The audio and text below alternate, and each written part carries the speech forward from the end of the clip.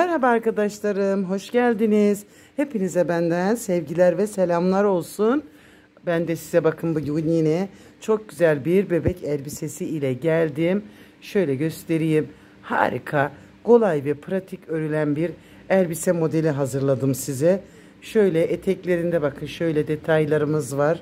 Her yeri ayrı detaylı ve çok kibar bir elbise oldu. Şöyle bir bağcıkla yaptım burasını. Buraya kurdale de yapabilirsiniz ya da elinizdeki iplerle böyle bu şekilde bağcık yaparak da kullanabilirsiniz. Yakadan başlayacağız ve etek uçlarında bitireceğiz. Tıkır tıkır öreceğiz. Benimle birlikte örmek için kanalıma abone değilseniz abone olup zili de aktif edin. Birlikte örmeye başlayalım. Şöyle göstereyim. Bakın burası da arka tarafı. Arkadan da görünüşü bu şekilde. Mesela bel kısmını biraz daha daraltabilirsiniz. Bağcığını sıkı yaparak. Ve şöyle. Ne dersiniz? O zaman biz ne yapalım? Birlikte örelim.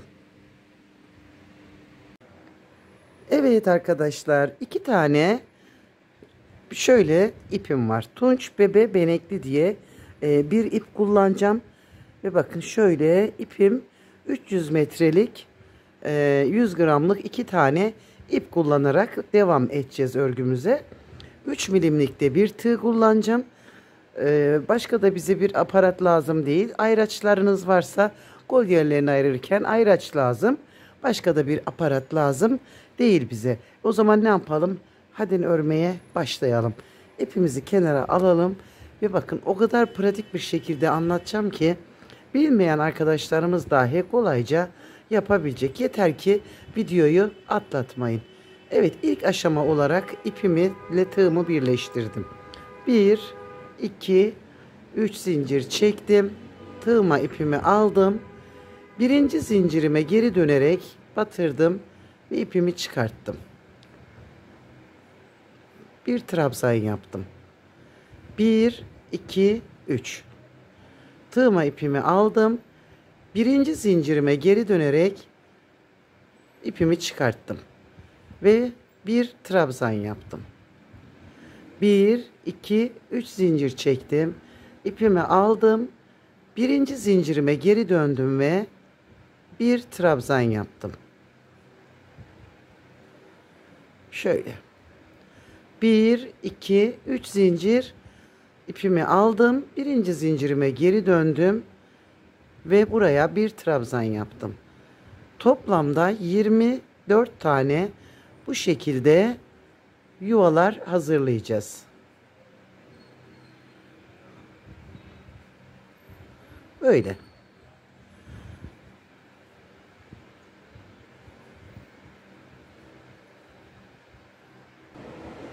Evet, 24 tane yuvayı hazırladım ve şimdi başlayacağız. 1, 2, 3 zincir.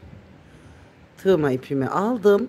Bu yaptığımız yuvaların içine bakın 3 trabzan. 1, 2, 3. Eğer sıkı örüyorsanız tığınızı 3,5 numarada yapabilirsiniz. Sıkı örmememiz gerekiyor. Biraz bakın şöyle uzatarak. Gördünüz mü? Her yuvanın içine 3 trabzan. Her yuvanın içine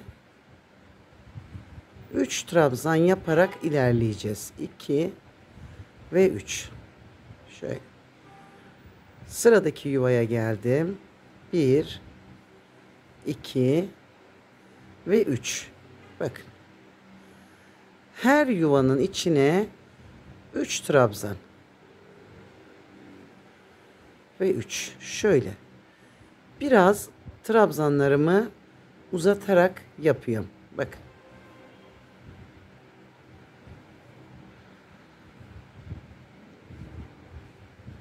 Böyle. Sona geldiğimizde bitişe bakın şu tam başlangıç noktasına bir tane de tek trabzan yaptım. 1, 2, 3 zincir çekerek örgümü çevirdim. Şimdi bu yaptığımız trabzanların birebir üzerine bakın 3 trabzanın üzerine 3 trabzan. 1 2 ve 3. Bir zincir. Tekrar öbür trabzanıma geldim. 1 2 3. Bir zincir. Sıradaki 3 trabzana 1 2 ve 3. Bakın. Bir zincir. Sıradaki trabzanıma 3 zincir. 3 trabzan. 1 2 ve 3. Bir zincir. Sıradaki trabzana ve şimdi bakın 3 trabzan bir zincir olarak da bu sıramızı tamamlayacağız. En sonda bu tek trabzanları hep yapacağız. Bakın bu buradan ayrı. Burada bir tane tek trabzan. 1 2 3 zincir çevirdim. Şimdi bakın üçlü gruplarımız belli oldu. Şöyle gruplarımız tamam. Şimdi bakın buradaki üçlünün birinci trabzanını ördüm. Tam ikinci trabzanın üzerine 2 tane trabzan yapacağım. Bakın 1 ve 2. Üçlü trabzanlarımızı 4'e çıkartmış olduk. Bakın 4 tane. 1 2 zincir. Şimdi aradaki zincirleri de 2'ye çıkarttık. Bakın gruba geldim. Birinci trabzanını ördüm. Tam ortadakine 2 tane. Ve sonuncu. Üçlü trabzanlarımızı 4'e çıkartmış olduk. Bakın şöyle. 1 2 zincir. Yine her grubu ayrı öreceğiz güzel. Bakın. Tam ortadaki trabzana 2 tane.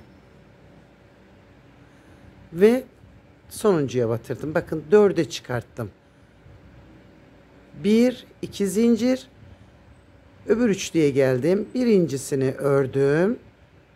İkinciye 1 2 ve sonuncu. Yani 3 ile başladığımız trabzanları 4'e çıkarttık ve aralarda 2 zincir çekerek devam edeceğiz.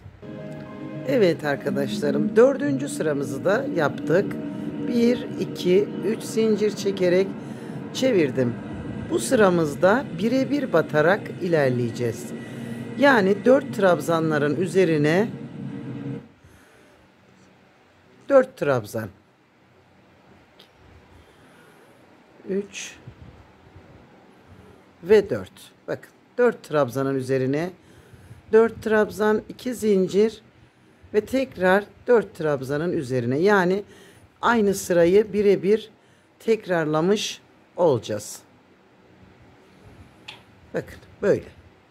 2 zincir ve yine 4 trabzanın üzerine 4 trabzan. Bu sıramızda bu şekilde ilerleyecek.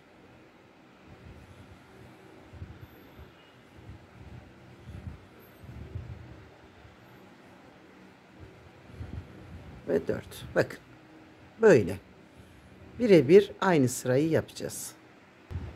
Evet arkadaşlarım bakın. Aynı sıradan 4 ve 4'ten 2 tane yaptık. Şimdi 5'e çıkartacağız. Bakın şimdi. Birinci trabzanı ördüm. İkinci trabzanı ördüm. Ve aynı yere bir tane daha trabzan yaptım. Ve önündekileri de ördüm. Ve burayı bakın 5 oldu. 1 2 zincir. Sıradaki gruba geldim. Bakın birinci trabzanı ördüm. İkinci trabzanı ördüm. Ve aynı yere bir tane daha trabzan yaptım. Sıradakileri ördüm. 4 olan trabzanlarımı 5'e çıkarttım. 1 2 zincirimi çektim. Birinciyi bakın, gruplarımız belli. 1 2.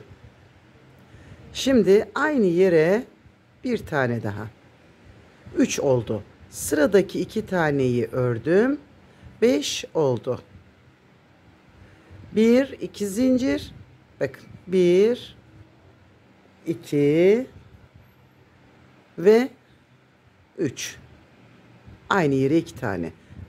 4 ve 5. Bu sıramızda 5'li oldu. Evet arkadaşlarım, 5'li sıramızı da bakın bu şekilde tamamladık. Şimdi tekrar sıramızı yapacağız. Yani birebir batarak beşlilerimizi devam ettireceğiz. 2 3 4 ve 5. Bakın. 2 zincir, tekrar 5. Tekrar sıramız burası. 5 5 yaparak sıramızı tamamlayacağız. Bakın. Her grubumuz beşli beşli devam edecek. Evet arkadaşlar, bakın ikinci tekrar sıramız 5 5. Şimdi 6'ya çıkartacağız. Çevirdim. Bakın ilk grubuma geldim. 1 2 3. 3 taneyi ördüm ve üçüncüyle aynı yere bir tane daha yaparak 6 yaptım. Ve son 2 taneyi ördüm. Şöyle bakın. Üçüncü trabzanına artış yapacağız. 1 2 3. Beşli grubuma geldim. 1 ördüm. İkinci trabzanını ördüm ve üçüncü trabzanını ördüm. Şimdi aynı yere bir tane daha. Ve son 2 taneyi de ördüm. Bakın şöyle 6'ya çıkartmış olduk. 2 zincir. Şimdi 1 2 3. trabzanına her grubu 6 tane trabzan yapacağız. Ve böyle. Bakın şimdi 6 tane oldu. Bundan sonraki sıramız yine tekrar sıramız olacak. Yani altılı trabzanlarımızı bir sıra daha örerek tamamlayacağız. Ve toplamda 2 sıra altılı örmüş olacağız. Ve bakın hepsi 6'ya çıkacak. Evet arkadaşlarım, bakın çok güzel bir roba elde ettik. Altılı sıramı da 2 sıra yaptım. Şimdi bir üst sıraya geçeceğiz. Burada gol yerimizi de ayarlayacağız. Gol kenarını tığlamamızı. Şimdi bu altılıların üzerine birebir batarak 3 parçayı öreceğiz. 3 dilimi.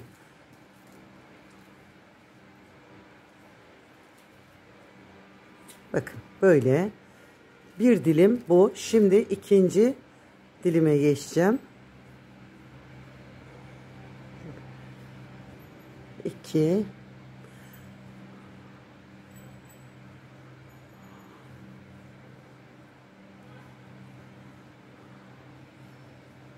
İkinci dilimi yaptım ve şimdi 1 2 zincirimi çektim. Üçüncü dilimimi de yaparak ilerleyeceğim.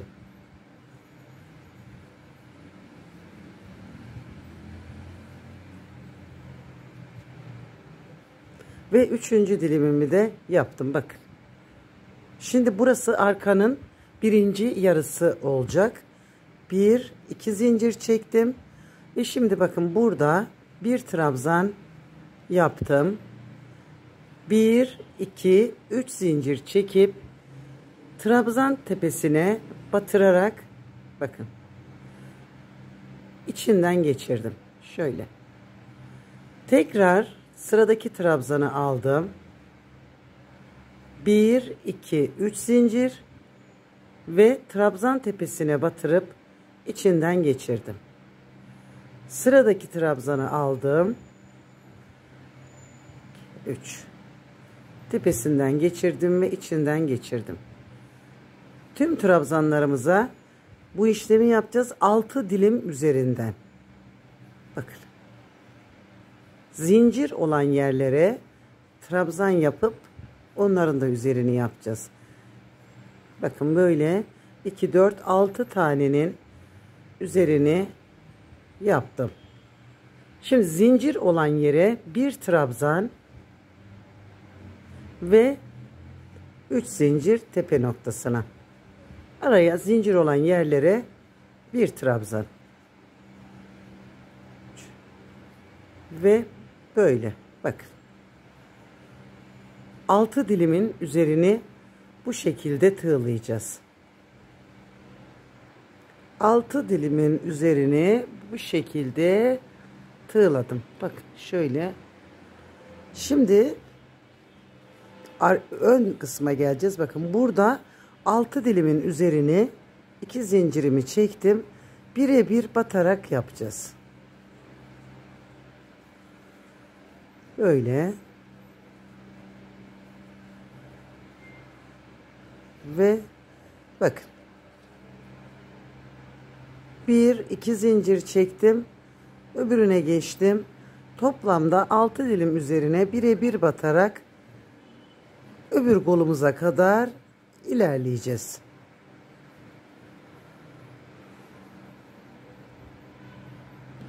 Evet, şu şekilde 6 dilimin üzerine birebir batarak geldim. Şimdi yine 6 dilimin üzerine kenar tığlamalı gideceğiz. 1, 2, 3 tepeye. Öbür kolda yaptığımızın aynısını burada yaparak tamamlayacağız. Bakın aynı işlemi burada devam ettiriyor. 6 dilim üzerine öbür 3 dilimi de birebir batarak tamamlayacağız. Evet arkadaşlar, bakın bu sıramız da böyle tamamlandı. Şimdi bu sırada kollarımızı bırakarak ve arkayı da birleştirerek devam edeceğiz. 2 tane zincirimi çektim. Bakın şöyle. Şimdi şuradan zincirimizin, bakın şu zincirimizde trabzanımız, hemen trabzanın üzerinden birleştirdim. 1, 2, 3 zincir çekip şimdi 6 trabzana birebir batarak ilerleyeceğim.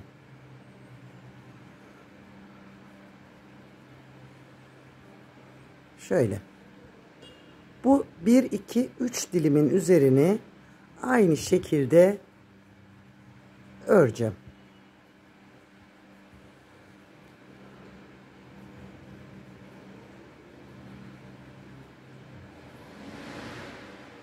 İki zincirimi çektim. Şimdi 3. dilimdeyim.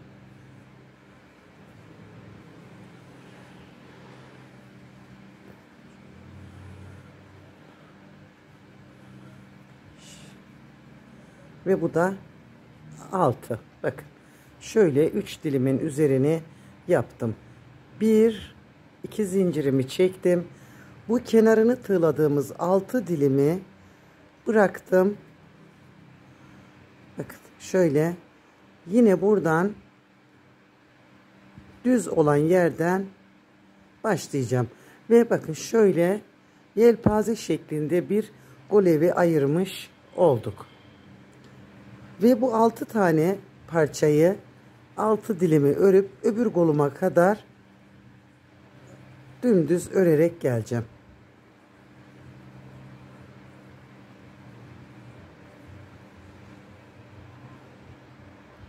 Evet, ikinci kolumuzu da aynı şekilde bırakacağız. 1, 2 zincirimi çektim. Bu 6 dilimi bıraktım ve tekrar düz olan yerden devam edeceğim. Bakın böyle birleştirdiğim noktaya kadar ilerleyeceğim. Burada bir birleşim yapmıştık. Oraya kadar birebir batarak öreceğim. Ve birleştirme noktasına geldiğimde 2 zincirimi çektim ve hemen ilk trabzanın üzerine bağladım. 1 2 3 ve aynı yerden şimdi bir trabzan yaptım. Tekrar bir tane daha 2 trabzan yaptım. 1 2 zincir çektim. Bakın 1 2 trabzan atlayıp üçüncüye şöyle 1 2 zincir, bu zincirli yere atladım, altılı dilimin öbürüne geldim. Bakın 2 tanesini ördüm, 1 2 zincir, 1 2 atladım üçüncüye ve dördüncüye trabzan yaptım. Bakın şöyle dilimlerin üzerine 2 trabzan, 2 zincir, 2 trabzan geliyor ve şimdi öbürüne geldim. Bakın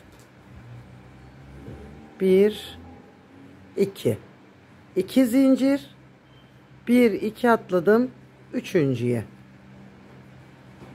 şöyle 1 2 zincir, öteki dilime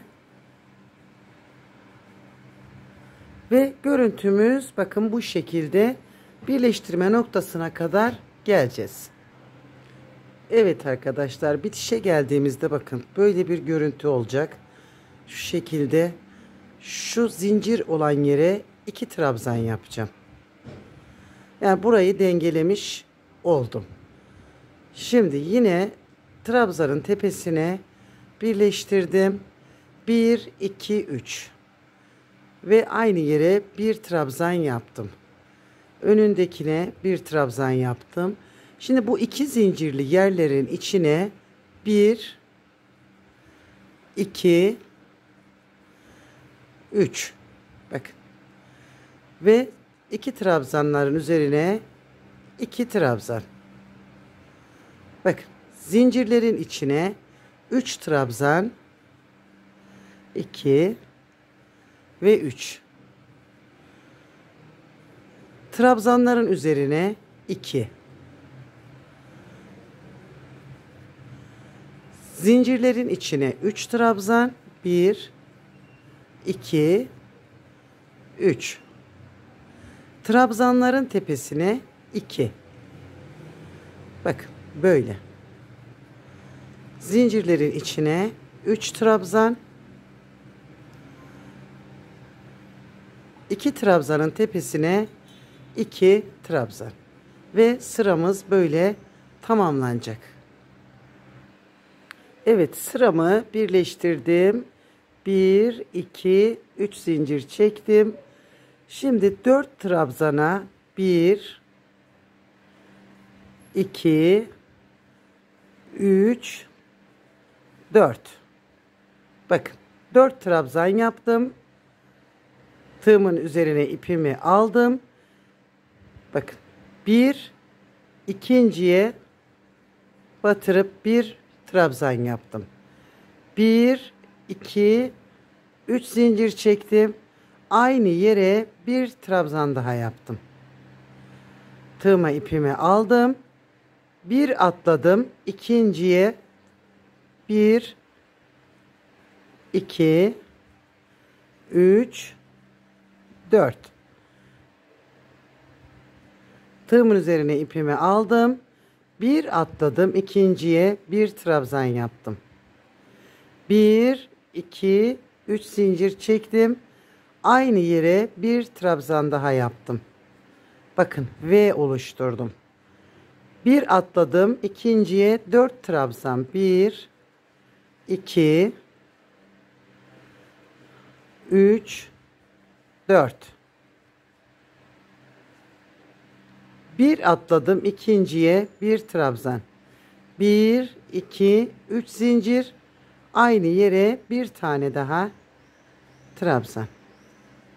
Bir atladım. İkinciye 1 2 3 ve 4. 4 trabzan yaptım. İpimi aldım. Bir atladım. İkinciye bir trabzan. 1 2 3 zincir. Aynı yere bir tane daha. Şöyle. Bir atladım ikinciye, bir trabzan. 4 trabzan yaptım. 2, 3 ve 4. Tekrar ipimi aldım, bir atladım. İkinciye bir trabzan. 3 zincir, aynı yere bir tane daha. Bir atladım ikinciye, bir trabzan. Bakın bu sıramızda bu şekilde kurulum yaparak ilerleyeceğiz. Sona geldiğimde şöyle bir görüntüm var. Bakın bir zincir çekerek hemen ilk trabzanın üzerine denkleştirdim. Şimdi bu 4 trabzanlarımız sabit gidecek. 4 trabzan yapalım. 2, 3 ve 4. Şimdi buradaki değişenimiz bir zincir çektim. Bu 3 zincirli yuvanın içine bakın. 1, 2, 3 çektik ya şurası.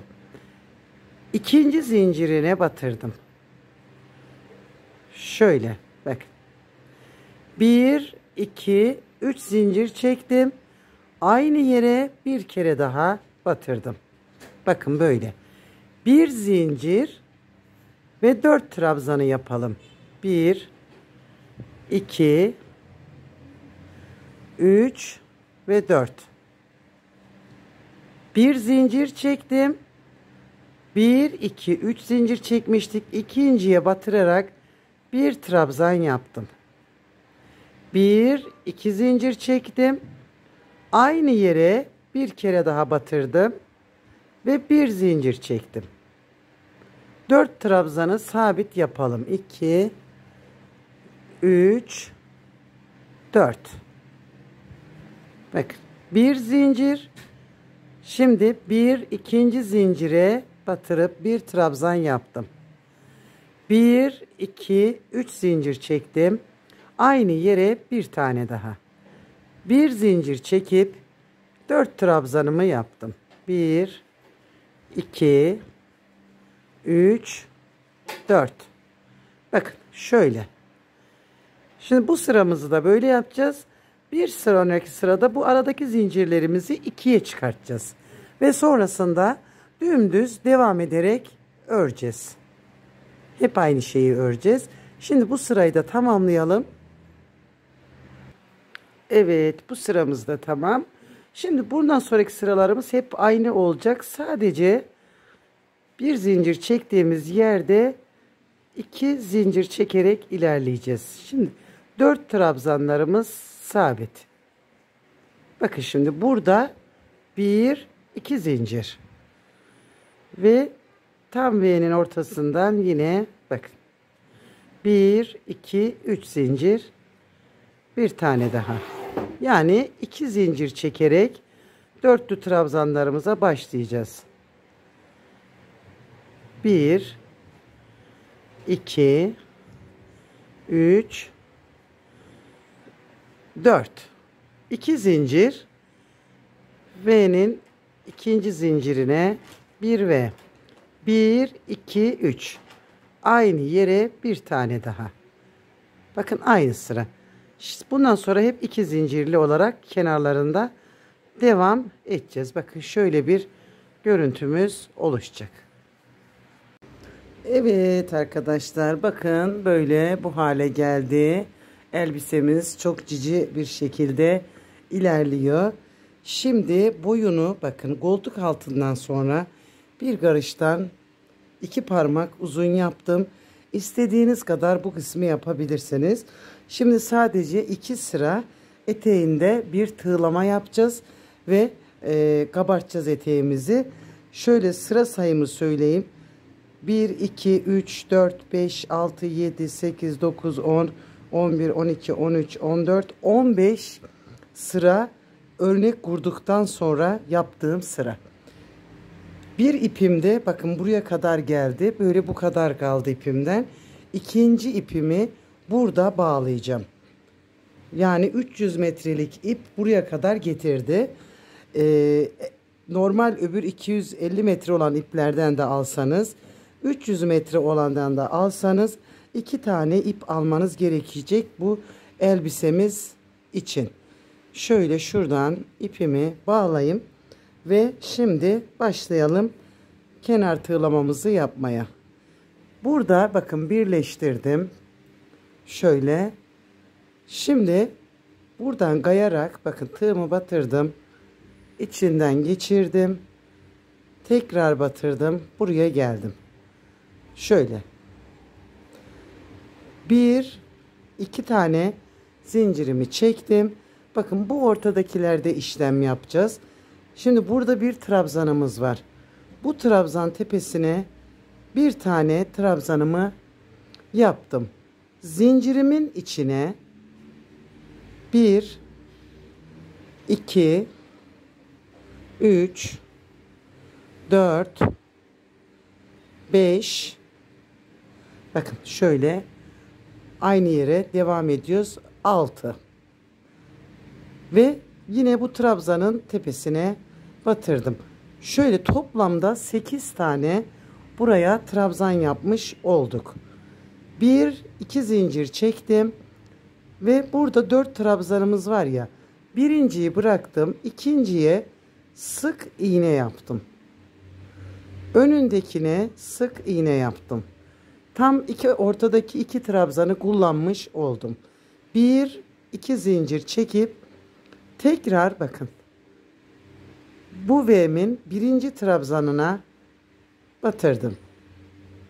Şimdi bu boşluğun içine 6 tane trabzan yapacağım. 3, 4, 5. Şunu da araya aldım. 6. Tekrar trabzanımın tepesine batırdım. Ve bakın şöyle yine buraya 8 tane trabzan yaptım. 1, 2 zincir çektim. Ortadaki 4 tanenin birini bıraktım. İkinciye bir sık iğne. Önündekine sık iğne. Bakın. Ortadaki 2 trabzanı kullanmış olduk. 2 zincir ve bakın trabzan tepesine buradaki V'mizin trabzanının tepesine bir trabzan yaptım. İç kısma 1, 2, 3, 4, 5, 6. Zincir boşluğunun içine 6 trabzan ve şimdi bu trabzanın da tepesine batırdım. Bakın. 1, 2 zincir çektim. Bir trabzan atlayıp ikinciye sık iğne. Önündekine sık iğne. 1, 2 zincir ve yine bakın V'min trabzanının tepesine 1. 6 tane zincir boşluğunun içine 1, 2, 3, 4, 5, 6. Bir tane de trabzanın tepe noktasına. 2 zincir, bir atladım. İkinciye sık iğne, önündekine sık iğne. Bu sıramız böyle.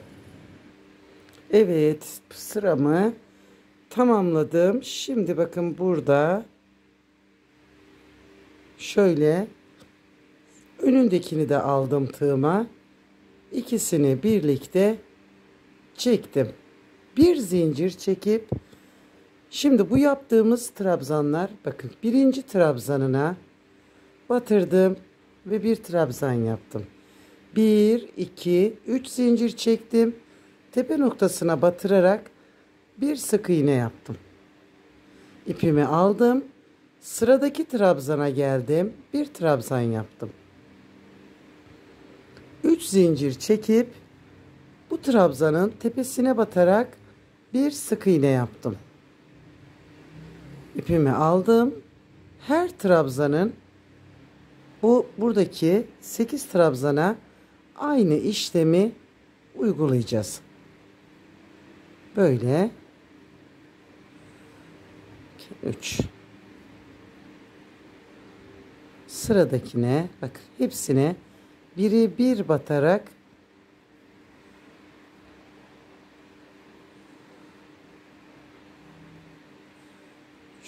8 taneyi de böyle yapacağız. 2, 4, 6, 3 zincir tepeye batırdım. Ve bu da 8. trabzanım. 1, 2, 3. Şöyle. Bak. Bir zincir çekip şimdi buradaki sık iğnemiz var ya arada. Birinciye batırdım. İpimi çektim. İkinciye batırdım. İpimi çektim. Tığımda 3 tane. Üçünü birlikte aldım. Bir zincir çektim. Ve şimdi öbür 8'liğe geleceğim. Bakın. Birinciden başlayalım. 1, 2, 3 zincir. Yine 8 tanenin tepe noktasına batarak burayı da tamamlayacağım. Bakın şu orta şöyle birleşmiş oldu. Güzel oldu. Tamamını bu şekilde yaparak bitireceğiz. Ve sonra öbür detaylarına başlayacağız. Şurayı bir kere daha göstereyim.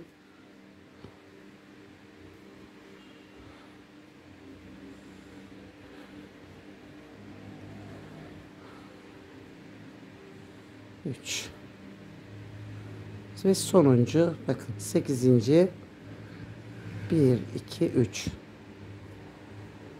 Bir zincir çektim ve ortadaki 2 sık iğnemiz var. Birinciye batırdım, ipimi aldım. İkinciye batırdım, ipimi aldım ve hepsini birlikte çektim. Bir zincir çektim. Eğer bu bir zincirleriniz germe yaparsa yapmaz ama yine de yaparsa bir zincir daha ekleyebilirsiniz. Ve tüm etrafını şimdi bu şekilde tamamlayacağız. Evet arkadaşlar şöyle göstereyim bakın. Gayet güzel bir eteğimiz oldu. Robamız da böyle. Şimdi şurada bir kanal yapmıştık bakın. 2 zincir, 2 trabzan, 2 zincir diye bir kanal yapmıştık. Şimdi buraya ben bir zincir çektim. Bu beneklerimin olduğu renklerden tercih ettim. İstediğiniz gibi siz de buraya bir kordon takabilirsiniz. Bakın şu kanallardan şöyle bu bağcığımı geçireceğim. Buraya bir kurdale de takabilirsiniz isterseniz. Yani ne istiyorsanız onu takabilirsiniz. Bakın şöyle bağcığımı buradan bu şekilde etrafından geçireceğim. Bu bağcık daha az görünsün isterseniz bakın hemen onu da göstereyim. Şimdi yine aynı şekilde şuradan alacağım. Bakın burada arada trabzanın içinden şöyle geçirdim. Bakın. Şöyle. Şimdi burada ne oldu? Küçülmüş oldu. Bu şekilde de geçirebilirsiniz. Ben iki şeklini de göstereyim size. Böyle. Bakın. Ve bütün etrafını bu şekilde geçireceğim. Şu. Ve böyle. Tekrar bir bağcık daha yaptım. Bakın. Şimdi bu bağcığımızı da hemen şöyle ters çevirelim. Arkada bir boşluğumuz var. Şu buralarda bakın şöyle yuvalar yapmıştık. Şimdi zincirimin ucunu buradan aldım ve bakın zikzak çizerek üstünden atlatarak şöyle bunu da buradan geçireceğim. Bakın şu şekilde olacak bu da. Böyle tamamından geçirip öbür uca kadar geleceğim. Bakın. Şöyle bir görüntü elde edeceğiz. Evet arkadaşlarım bakın böyle bu şeklini aldı. Burada bağcığınızı bağlayabilirsiniz. Fiyonk atabilirsiniz. Bakın şöyle şu şekilde bunu değerlendirebilirsiniz. Yanlış yaptık. Fiyonk yapacaktık. Hemen halledelim. Şöyle bağcığımı bu tarafa aldım. ferah ferah 1 yaşına kadar bol bol giydirebileceğiniz bir elbise modeli oldu. Şöyle bakın, arkadaki bağcığı da bu. Şuraya bir düğme dikerek burayı toparlayabilirsiniz. Bakın şöyle şuraya bir düğme dikin ve bağcığımız burada da bağlanabiliyor. Bakın böyle sıkıştırmadan rahat bir şekilde buradaki bağcığınızı da bağlayabilirsiniz. Bu bağcıkların uçlarına tahta boncuklar da takarak değerlendirebilirsiniz. Şöyle göstereyim. Umarım buraya kadar sabredip izlemişsinizdir ve bu güzel elbiseyi siz de yapmaya karar vermişsinizdir. Evet. Şöyle göstereyim. Hoşça kalın. Sevgiyle kalın.